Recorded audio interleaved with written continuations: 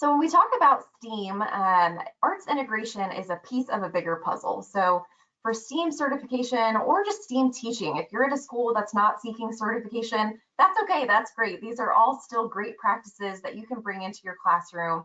When we talk about STEAM, we're talking about engaging students in real world problem solving that are really tied to their local community and connect with project-based learning. So students are really involved in their local community and solving real problems that are tied to their standards. They use some sort of engineering design or design thinking process. So process-based thinking is really important in STEAM, and which really aligns with creative process. I think you'll see a lot of that today with arts integration. Students conduct investigative research and collect a lot of data to solve their problems. And arts integration is essential. You can't have STEAM without a strong foundation in arts integration.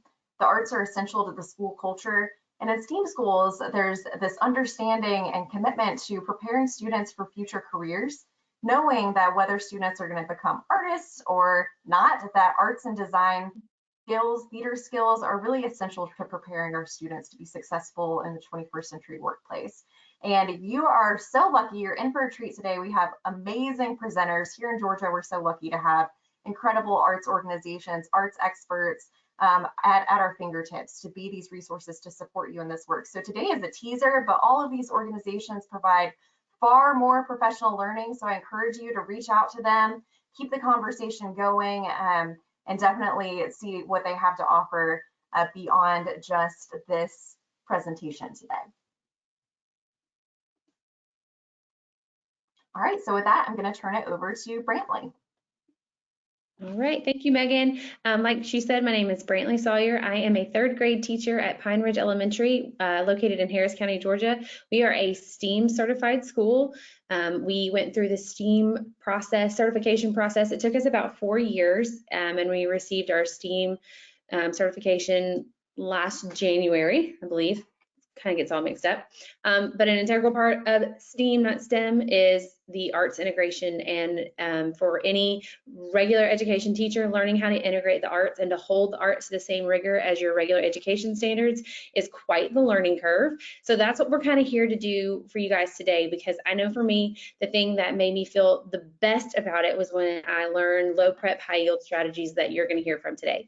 I will kind of plug an earlier session that we did. This is part 2. You do not have to have come to part 1 for this to make any sense at all, but you will get more low prep, high yield strategies in your arsenal if you go back and watch part 1. It is on the community website that Megan discussed earlier, and you can go back. It's recorded. It was a live session that we did earlier in the year. I can't remember when we did it, but earlier in the year, and it just has a few more strategies that you guys will get. And then my amazing presenters today, which I'm so thankful for, are going to make you leave feeling like you are ready to do this, because you will be ready to do this. Because the thing I was telling them about is it's hard for a regular education teacher to get out of their brain that it's not sitting down with crayons and scissors and making these big art displays. It's so much more than that. It's so much deeper than that, but it doesn't have to be hard. It doesn't have to be hard. The learning curve is there for sure, but reaching out to the arts experts in your community, with whether that's within your school or outside of your school, is crucial to becoming the fine arts experts that you kind of need to be. We have Sally Baker with us today from the PAIR program, Rachel Vogt from the Columbus Museum, and then Liz Davis and Avery Sharpe from the Alliance Theater, who are all going to be helping us and guiding us through it today. So let's get started. I don't want to take up any more time. I want to give them all the time I can. I don't think I have controls to change it. Do I? No, I don't. Okay, well, let me talk about this real quick. I kind of touched on it a little bit, but when we first started our STEAM journey, we were STEM, and we decided to kind of throw the arts integration in there and just kind of see how it went. And then we realized that we were really doing it wrong, because we were doing arts enhancement and not arts integration, which meant that we decided to beautify things. Our kids didn't understand the why behind it, and they definitely weren't being held to the same rigor as our regular education standards were, but we also didn't know how to do that. And you know that overwhelming feeling of when you're told that this is what you're going to do, and you're like, well, that's great in theory, but how am I going to find the time? Because it sounds like another thing. But when you learn the art of integrating arts, it becomes not another thing, it just becomes a part of your daily routine. And when it becomes a part of your daily routine, it just kind of runs smoothly. And the thing that I've loved the most, that I've seen the most benefit of, is that your non-traditional students start to shine, and they start to have success in school, and then they start to look forward to different parts of the day that maybe they didn't. And so kind of helped in some behavioral issues. It helps in other areas that you weren't even trying to fix, that you didn't even realize that maybe needed to be fixed. But it gives people different opportunities to be leaders in your classroom and to feel successful in different areas. And so that's some of the main benefits that we've seen of arts integration at our school.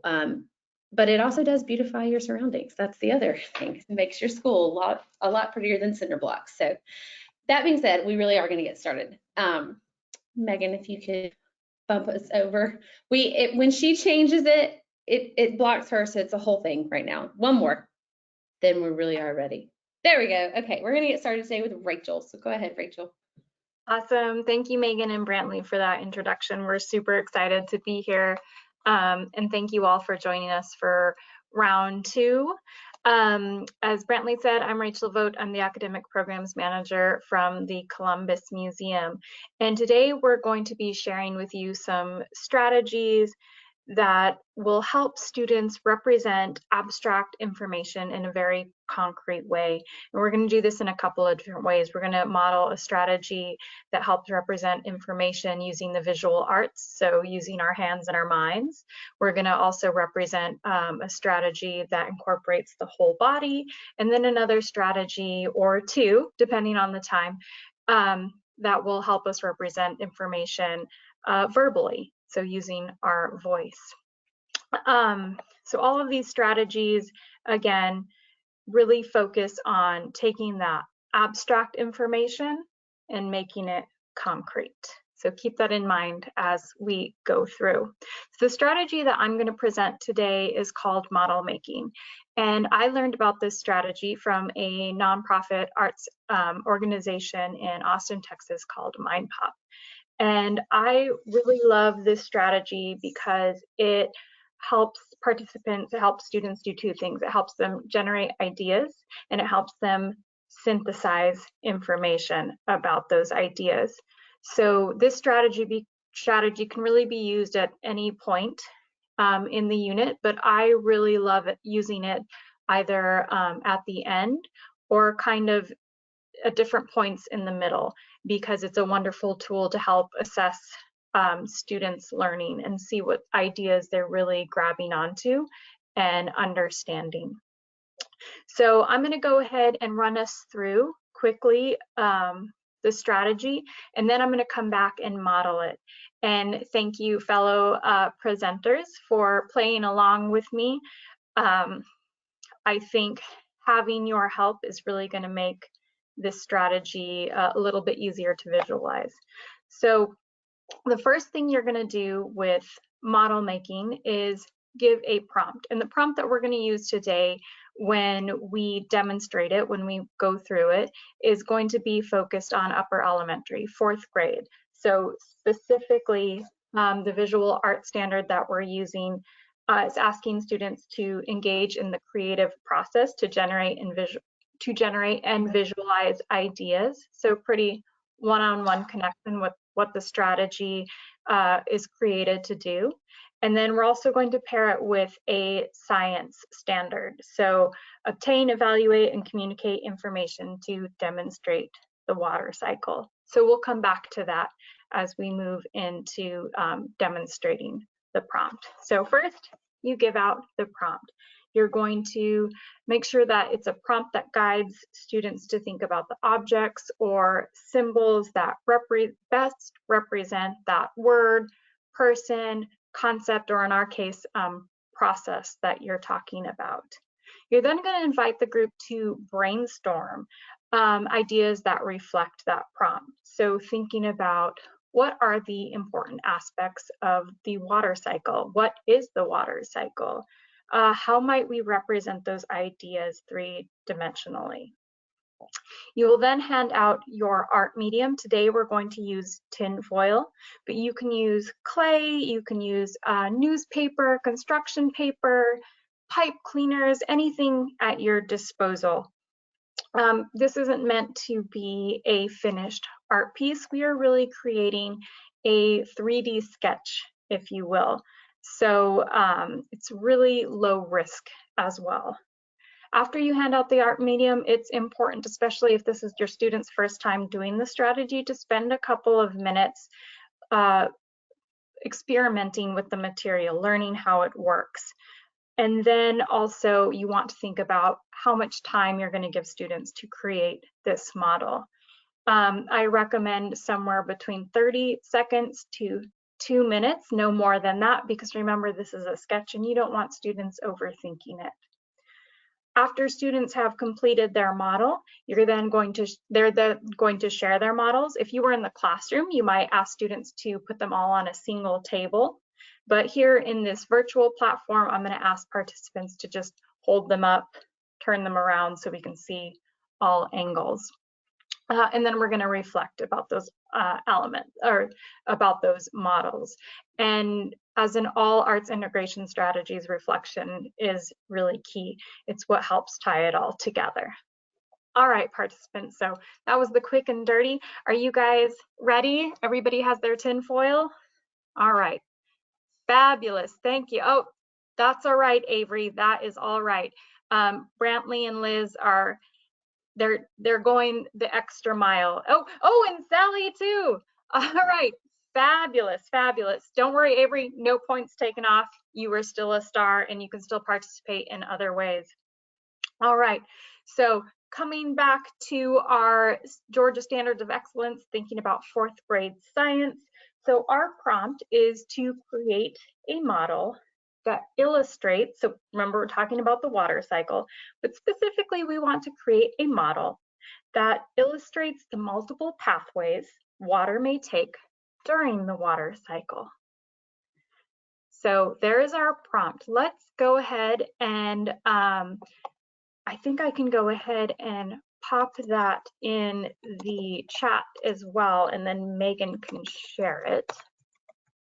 So as I'm doing that, I would like, oh, before we start making, Liz, that's okay, I'm glad you are excited. So before we start making, we want to brainstorm. So using the chat, let's go ahead and get a couple ideas, and non-facilitators, you may also participate as well. I would like to know what you know about the water cycle. What are some important aspects of the water cycle? What is the water cycle? Yes, the look on Sally and Liz's face were priceless, but I am so excited about your excitement. So I'm gonna go ahead and pop that prompt into the chat. And if we can just get some ideas about the water cycle. Anything that comes to mind? Well, it's continuous because it's a cycle. So it Fabulous. just keeps going. It's continuous, great. I would say evaporation is important. Mm-hmm. Yes, so evaporation, it's one part of the water cycle. Precipitation is also important. Rain. Rain, right? I think it has to do with the molecules getting closer together and further apart to take different forms. Ooh, okay, yeah, so thinking, and we got some stuff from the audience too, condensation, precipitation, evaporation, runoff. So great, Liz, thinking about how the molecules come closer together and farther apart. And that's what helps create this continuous cycle, right? Each stage is necessary. Fabulous, let's get 2 more ideas. And these can also come from the audience. I'm gonna see if I missed any.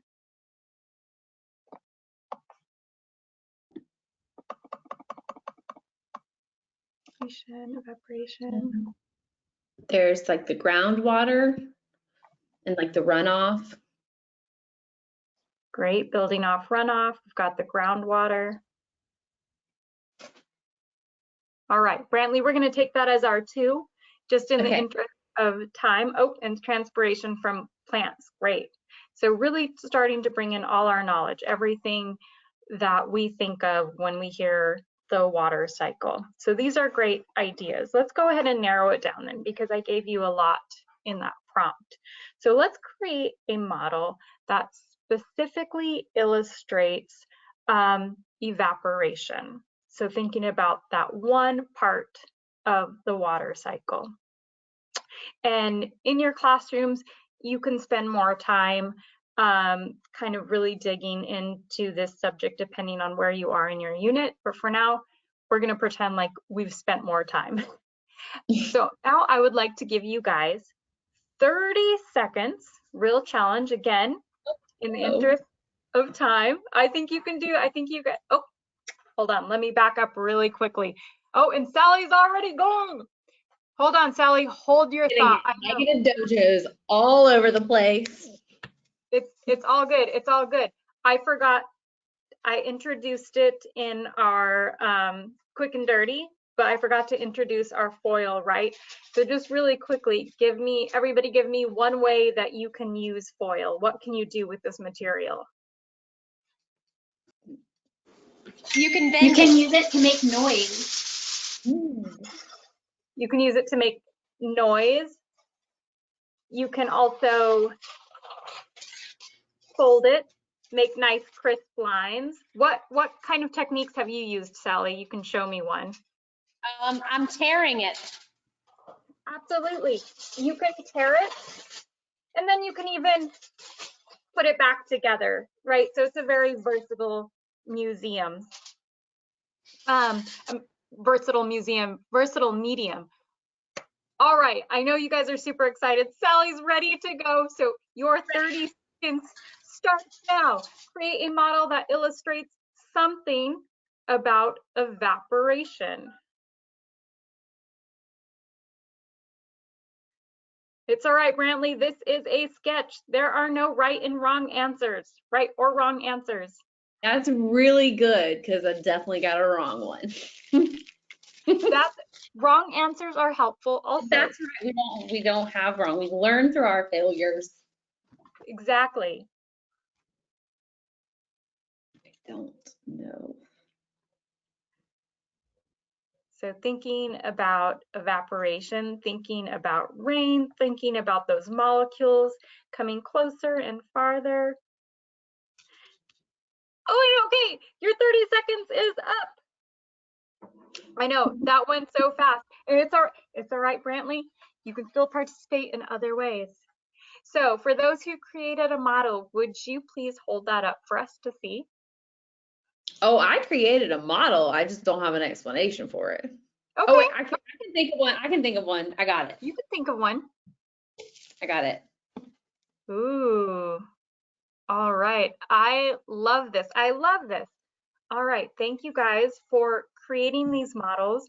All right, Avery. Yes, being resourceful. Creating a model showing us something about evaporation. So let's just really quickly, we've all taken a moment to look at each other's objects. Let's go ahead and reflect. So looking at each other's objects, what did we create? What are some of the similarities and differences you see? Well, Liz, Avery, and Sally's all their objects have things going up, like evaporation. They're all pointing up. Yes, there's this vertical element to everybody's model. Wonderful. What more do we notice? I think it like starts from what I see in Sally and Liz's. It just like starts wide and it kind of like skinnies kind of towards the tops or the edges. Okay, great. Yes, so we're starting to also make those content connections, right? In thinking about the way that the objects are actually created. So thinking about that water in its liquid state and how Liz said those molecules start coming together to form something more dense. So evaporating, turning into it, going from a liquid to a gas. Great. Wonderful. So those are some of the questions you can ask, thinking about similarities and differences, making content connections. You can also think about, so we talked specifically about what we saw, but then we can also think about, well, what information about evaporation did our models leave out? What is not being represented?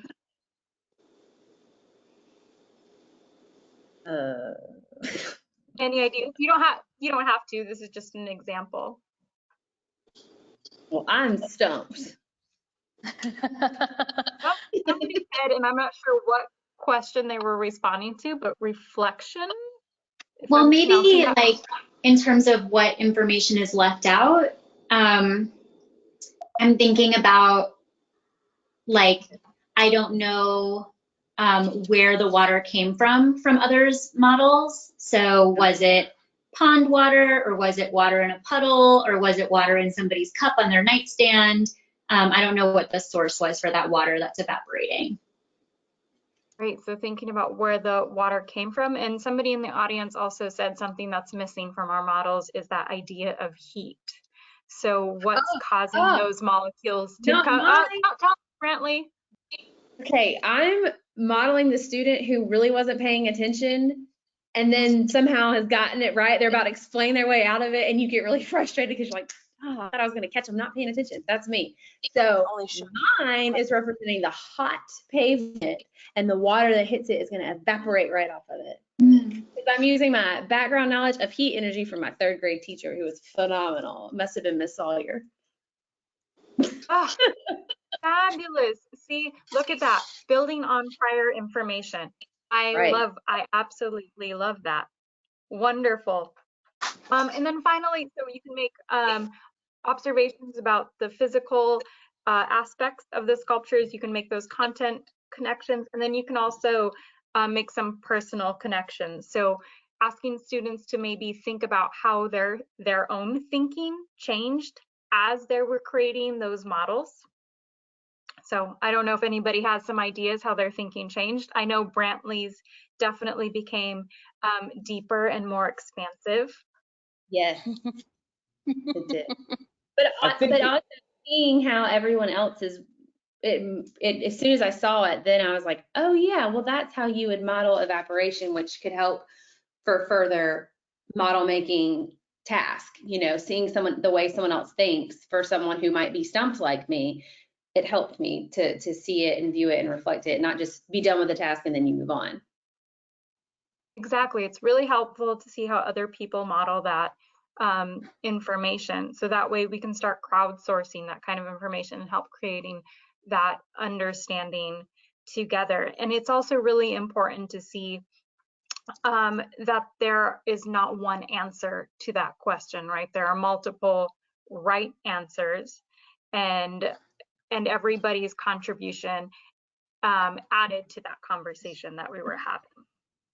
Yeah, and it could definitely be used. You can do this as dance. It can definitely be used in different art forms, and also different subjects and across grade levels. So that, everybody, is model making. Thank you guys so much for participating. And I'm going to go ahead and hand it over to Sally. Thank you, and I'll take it. Hey, I'm Sally Baker, and I'm the director of the PAIR program here in Columbus, Georgia. The PAIR is our arts integration training arm of the Springer Opera House, which is a 150-year-old theater here in Columbus. And we at PAIR do lots of professional learning and then follow-up visits to teachers' classrooms all over the state of Georgia. So I'm so excited today to share with you another way of making the abstract more concrete. And we're going to take a look at middle school math in just a minute, but let me introduce the strategy first. So this strategy that we're going to use today is called slideshow. And slideshow is a strategy that uses the idea of tableau. A tableau is just a silent, still picture using your bodies to show something. So you can use Tableau to check understanding of vocabulary words, or you could do it for, first, the beginning, middle, and end of a story. But today we're going to use Tableau to make functions on the XY axis concrete. So I can't do this by myself. So I brought some of my friends along with me. Y'all come on up. This is Beth and DB, who are pair specialists, and Charlie, who is one of our academy students. And I'll look really short because I'm closer to the camera. That's okay. All right, so a slideshow works like this. In just a minute, I'm going to ask these guys to make a still picture using their bodies. They can either work together or separately, if it makes sense.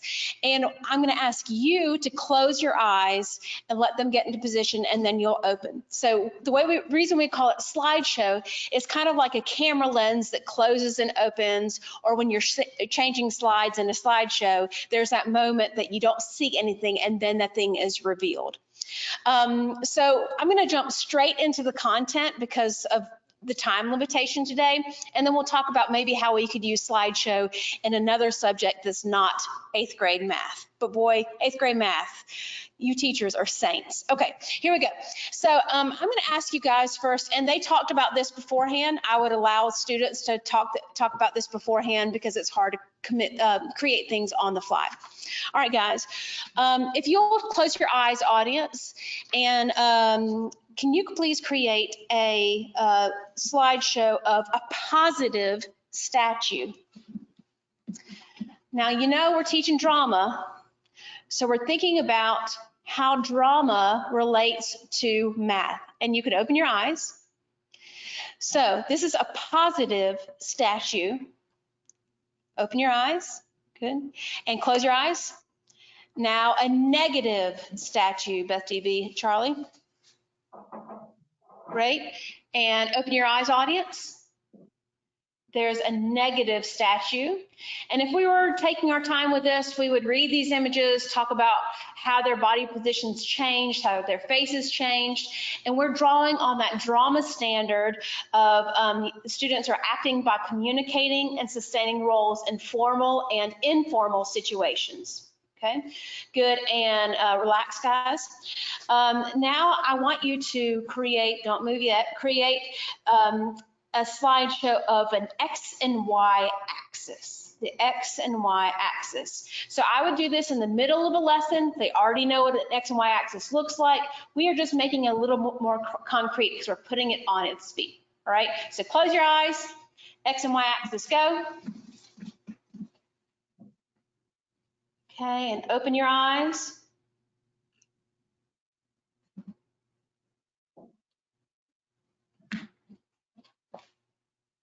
Excellent. So Charlie has just shown us that there are 4 quadrants in the X and Y axis, and which one is which, and DB is providing our X axis and Beth is our Y. Excellent. All right, great, relax. Now I want you, we're not going to do all of these, but I want you to create a picture of a coordinate in quadrant 1. Now I would normally ask students, or I'll ask our presenters. Do you remember what kinds of numbers fall in quadrant 1 on the X and Y axis on the vertices? My heart says positive. Yeah, all positive. Good. So usually, yes, Avery, you get extra credit today, and Brantley, you do too. So the numbers on the quadrant 1 of an X and Y axis is a positive number and a positive number. So this time when you do this number, don't forget to add in the drama of the positive in the quadrant 1 on the X and Y axis, right?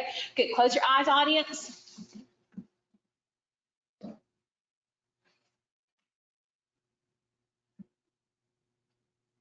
And open. Okay, good. So Charlie is in our quadrant 1, and I would stop and ask Beth. Beth, what you doing over there? Well, I was supporting DB here, Okay. and I know I'm in the negative, but I know we didn't say that. We said positive. Yes. So I think I may need to step out. Great. So that is a wonderful learning moment to say, oh yeah, Beth. Okay, so And I would not have known that she needed that clarification if she were not doing this kind of movement activity. Great.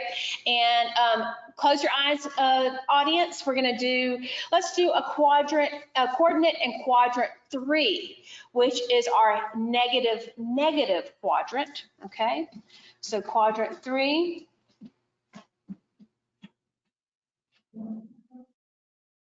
And open your eyes. Beth, pop your face up just a little bit so we can't see you in the camera. There you go.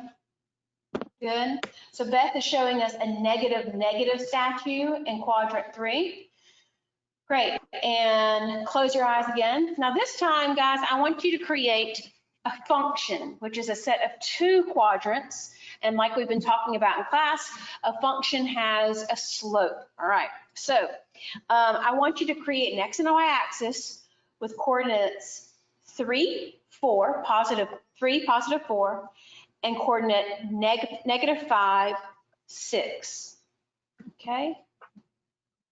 All right, and open your eyes and let's see them get into this. Go ahead, Charlie. 1, 2, 3. 1, 2, 3, 4. All right. And negative 5, Beth, starting on the x-axis. 1, 2, 3, 4, 5. And positive 6. 1, 2, 3, 4, 5, 6. Now we have 2 points on our vertice, and now we want to see the slope between them. So show me the slope between them. You can shift your picture. All right. Excellent. Great. So relax. Thank you so much, guys.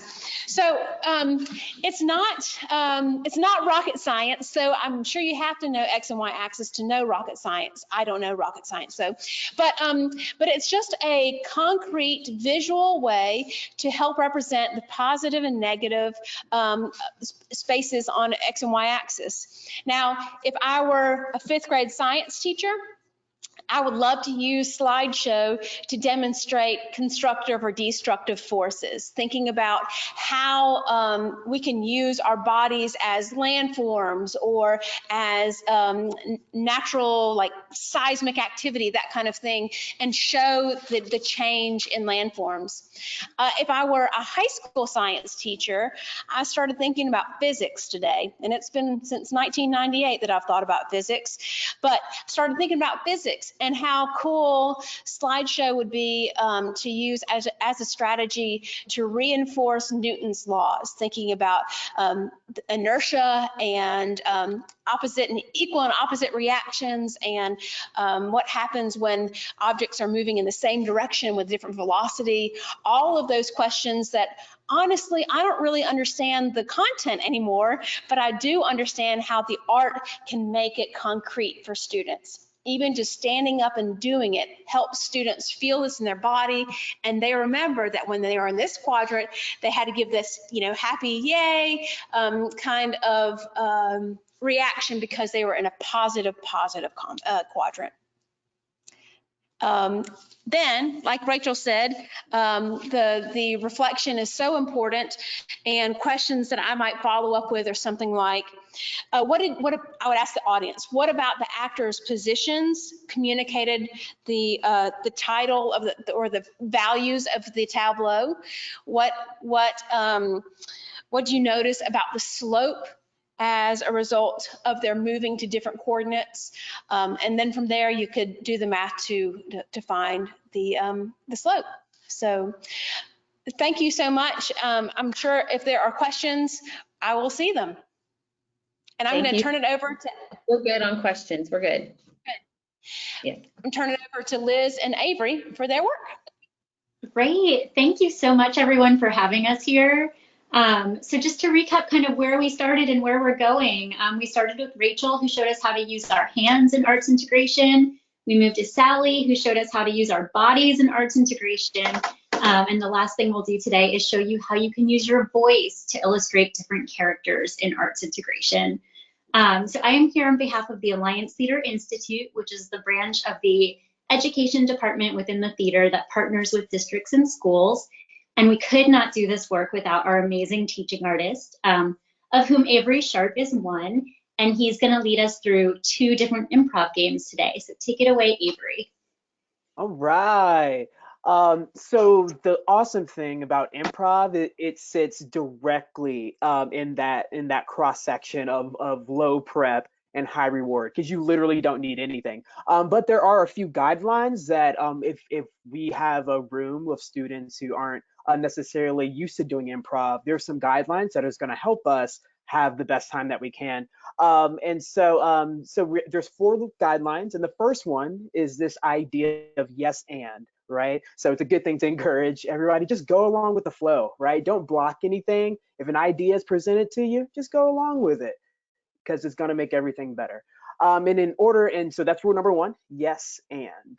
Rule number 2, and you can't do rule number 1 if you're not doing rule number 2, which is listen carefully, right? Because you can't know how to support or go along with something if you don't know what was said or done in the first place, right? Because have you ever been in a conversation where it's very clear they're not listening?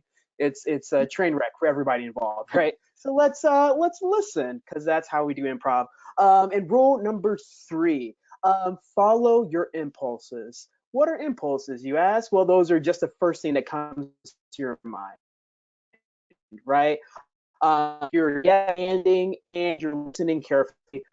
Impulses, it's going to be obviously probably the right thing to say, right? Because we're making things up on the spot, which is really hard, but it's okay because it's all improv. That's where the magic sits. And that leads me to our 4th rule, which embrace the possibility of failure, because that's just a thing that's going to happen, right? We're going to make mistakes, but again, improv is supposed to be funny, and there is oftentimes nothing more funny than making some mistakes or saying something just off the cuff that you didn't know was going to come out of your mouth. It's going to be awesome. So if we're just really committed to following those, we're going to have a great time doing this improv. And so I want to introduce you to 2 games. And so the games themselves, the second game is a little harder than the first game, but you can use either games interchangeably for both middle school and high school standards, I would say.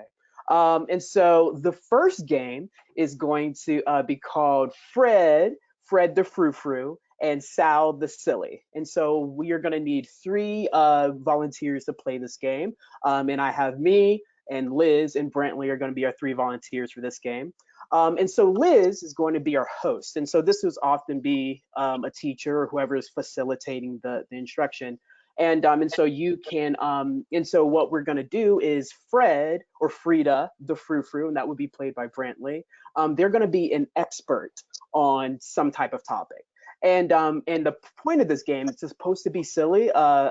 Frida will be very kind of know-it-all, very kind of pretentious, very like knows exactly what they're saying all the time. And Sal the Silly is going to be almost a caricature of who Frida is. And they're going to give a very inaccurate description, and they're going to be zany, they're going to be eccentric. And each of them are going to be giving a take on some question or some topic that the host will get either from the audience or that they can generate themselves. And so, Liz, I will have you just go ahead and take over how the hosting works. Great. So I'm thinking with the cap on of a 7th grade middle school teacher. And today we're going to be exploring a science standard that is really looking at organisms and their environments. So some of the words that hop out to me in this standard is thinking about predator and prey relationships, competition, mutualism, parasitism, and commensalism. So I did look some of those up before this training, everybody. But some of them I knew, and so those are the ones we're going to use in our example. So welcome to this conversation on a very serious topic, which is the topic of a predator-prey relationship. Frida, could you please walk us through your deep knowledge of this topic? Well, of course, I could walk you through it. I mean, I know everything there is to know about predator and prey relationship, but I think you should probably ask Sal. That's the person who needs more help than I do. I can teach the class, Liz. I mean, what? Great. Thank you, Frida. So maybe, Sal, you can get us started, and we'd love to hear what you think. Well, of course. So the first thing about predator-prey relationship is there's always something that's trying to eat something else. So a great example of that is when I bake some Easy Mac on my stove. The Easy Mac is obviously the prey, and I am clearly the predator because I dig it up out of the ground or really from Kroger, and that's how I get. I am the predator to that mac and cheese that will soon go in my belly. Thank you for that explanation. Frida, before we wrap up this conversation, is there anything you wanted to add for our audience? Well, I'm concerned more for Sal that he thinks a prey would be at Kroger.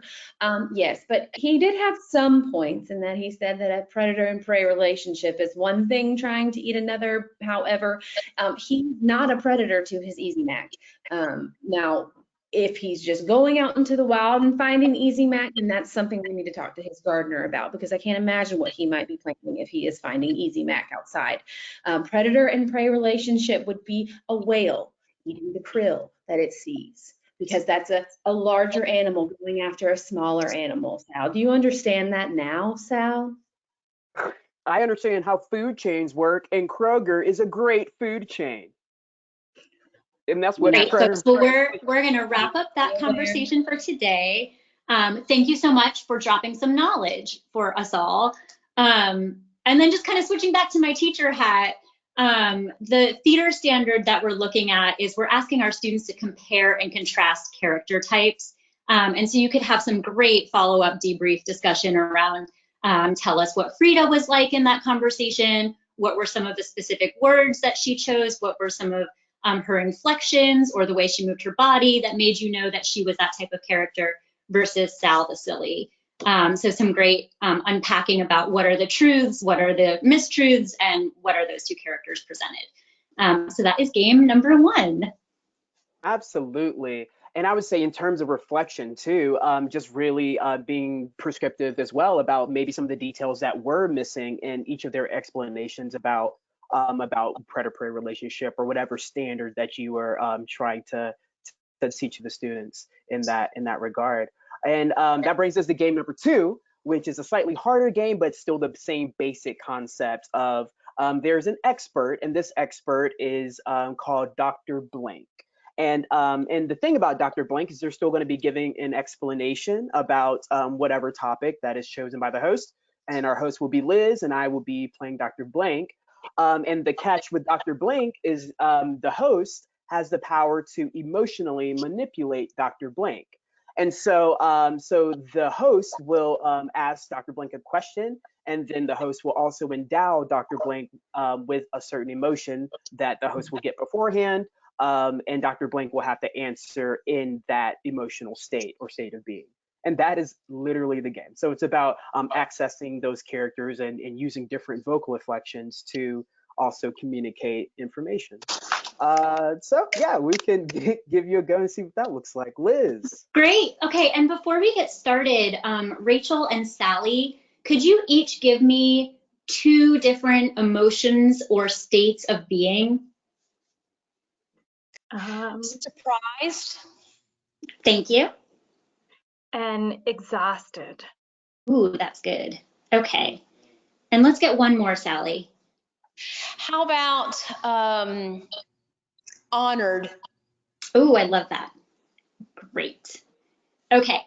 And so now we're moving up to a high school standard. So we are going to be looking at information to analyze the human's impact on natural resources. Some of the words that jump out to me here in this standard include words like smog, ozone depletion, urbanization, and ocean acidification. So that's the science standard that we're teaching today. And Dr. Blank, Yes. I know you are feeling so honored to be here today at this Georgia Department of Education training. And we would love if you could walk us through what exactly is smog, and what's one way we could reduce it? Well, I would say that first of all, I would love to think everything that Earth has done for us, like taking in all of our carbon dioxide and monoxide, and really just taking it and cleaning our air. And smog is really just destroying everything. It's coming from our factories and cars, but Mother Earth is taking care of us. Yes, and just soaking all that smog right up, and we need to be better about taking care of Mother Earth too. Thank you so much, Dr. Blank. And I'm sure after that cry, you're feeling exhausted and ready to just call it a day. But before you go, we would love if you could paint us a picture, please.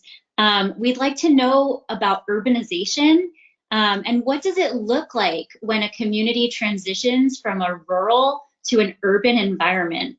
And please stay awake while you get us through this discussion. Yeah, so the thing about moving from the rural area to the city is people they want better jobs. And they move from the rural places, and they have the standard of living. And what happens is, like, more resources are needed to take care of those people moving to the city. And yeah, and we eat up all the resources. Okay, and I think he's gone, everybody. But just kind of switching back, thank you so much, Dr. Blank. Switching back to our theater standard there, because every time we're doing arts integration, we're teaching both that core content subject area as well as our art standard. This was about developing a script through a theatrical technique. So really, the technique was improv, and Avery was developing that dialogue on the spot using his voice and his imagination. So that is our brief summary on how to use improv in a STEAM setting in a secondary space. And thank you for having us. Thank you, Avery. Thank you, Liz. Thank you both. And that we are going to wrap up today. I want to thank all of our presenters today. They did an amazing job. We have included all of their contact information, including my contact information. Like I said earlier, if you did not attend the first training about arts integration, that is a great session to go and check out after this, especially if you are a early elementary teacher. We did a lot of strategies for the early elementary kids as well. But this was a great one for our upper elementary all the way through our high school friends. So I think you guys covered all of our bases, that we have now covered the entire continuum of Georgia education. So thank you so much, presenters. Y'all are amazing, and you make arts integration so easy, and I'm very thankful for your participation today, your willingness to share all of your knowledge with all of these other educators, and you're helping me as well. And I just want to add one more thing to all the other teachers out there. I know we are in the final stretch of the school year, and you know what that feels like. And that final stretch is a long stretch. And these strategies are really great ways to break up the day, to get those kids up and moving, to take what you're trying to review, whether it's for Georgia milestones or you're trying to just review to get them ready for the next year or to get them ready for summer. This is a great way to change it up, kind of keep those end of the school year behaviors at bay as best as you possibly can, and just keep some movement in their day as well and keep you sane. So that's always a benefit. So I just want to tell everybody thank you again. Thank you to all of the wonderful presenters. Just to wrap up, when we're talking about STEAM and arts integration, these are such important practices year round. We know that it is getting harder and harder by the day to keep students engaged in the classroom. There's incredible research on arts integration and just how it reaches so many different types of learners. Just thinking of these strategies of getting students to do things that are hands-on, or where they're using humor, using their voice, using their bodies. It's so important for our students now. We're living in the world where they have instant gratification with their iPhones and devices and whatever it is that they're engaging with. You know, worksheets don't do it anymore, right? I think we're all experiencing that. And so I just hope that you'll take some of these strategies and find some ways to share them and apply them to different standards in your classroom and share them with colleagues. Like Brantley said, this will be recorded. I also wanted to give all of our presenters just a quick minute if you wanted to share any upcoming training opportunities or ways that any attendees on the line could connect with you if they want to learn more. I know I spent some time today virtually visiting a school where that is working with one of our presenters today, and the students just couldn't stop dancing. And they're talking about movement and body levels, and they were applying it. They're on the line today, actually, that school. I saw them on here. And it was just so incredible to see that level of engagement in the classroom. I just believe so much in arts integration and these strategies. So I want them to be able to connect with you. So before we log on, if you guys wouldn't mind sharing really quickly.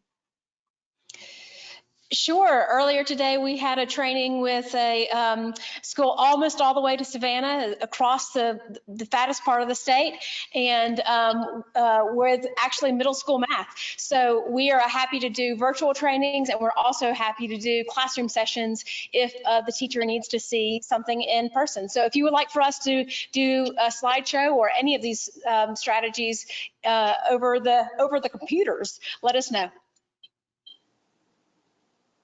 Great. Yeah, and at the Alliance Theater, our institute programs include residencies, which are long-term engagements with a teaching artist in your classroom to co-teach a unit of study. We also offer student workshops, which are one-time visits and are especially useful at the end of the year and around testing. And then lastly, we also offer professional learning workshops for teachers. We do those across districts, we do those within schools, we do those within grade levels and content areas. And currently we are gearing up for our virtual Alliance Theater Educator Conference, which will focus on centering justice through the lens of arts integration, STEAM, and performing arts, and will take place June 8th through 9th. So be sure to check that out. Awesome. That sounds amazing, Liz. We don't have any PDs that are coming up, but I do encourage you guys to look at our website and check out the resources that we do have available. As most arts organizations have found, a lot of things have been on hold due to COVID, but next year we're really looking forward to opening things back up. So yes, please just check the website and check back constantly. Thank you all for sharing that, and thank you for being willing to share your expertise. Just a tiny little snippet of it today, but I know it's going to make a huge impact. So thank you, Brantley, for coordinating it, and to all of our extraordinary arts partners for everything you do to support students and teachers in Georgia. Yep. Have a great afternoon. Thank Bye, you. everybody.